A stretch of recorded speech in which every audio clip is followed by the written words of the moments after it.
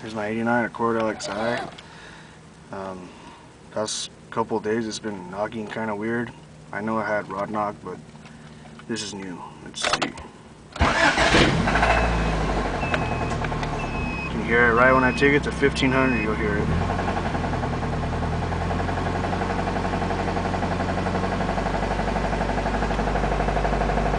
So you get a better listen.